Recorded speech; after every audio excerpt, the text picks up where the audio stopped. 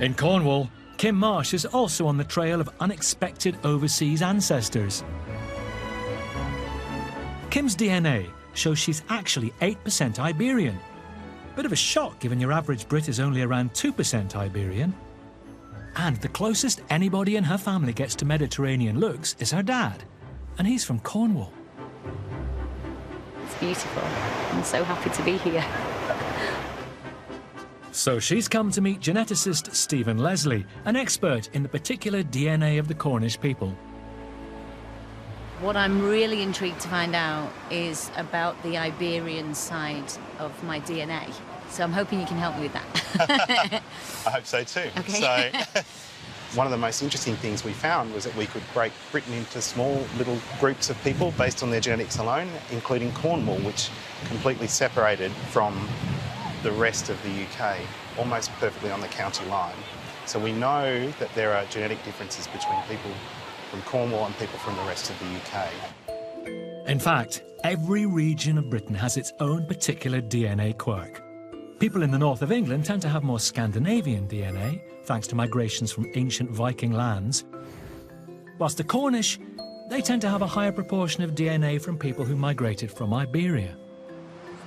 I find that quite fascinating, that in Cornwall they have a different kind of DNA makeup. But why is that? There's a story around these parts, around much of coastal Britain, that the Spanish Armada, sailors who swam ashore from the Spanish ships, brought their DNA into Britain. Okay.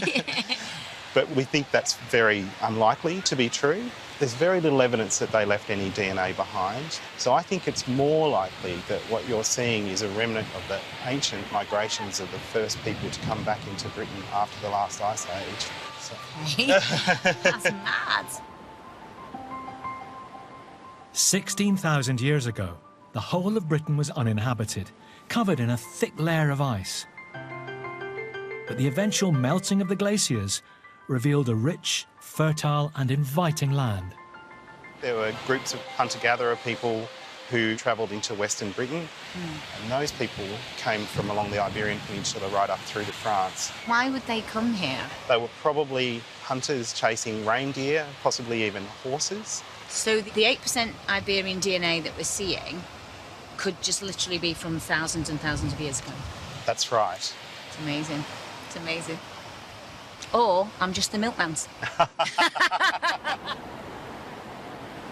So I was thinking maybe there might be some kind of Spanish sailor or something that's just kind of come into one of my family's lives.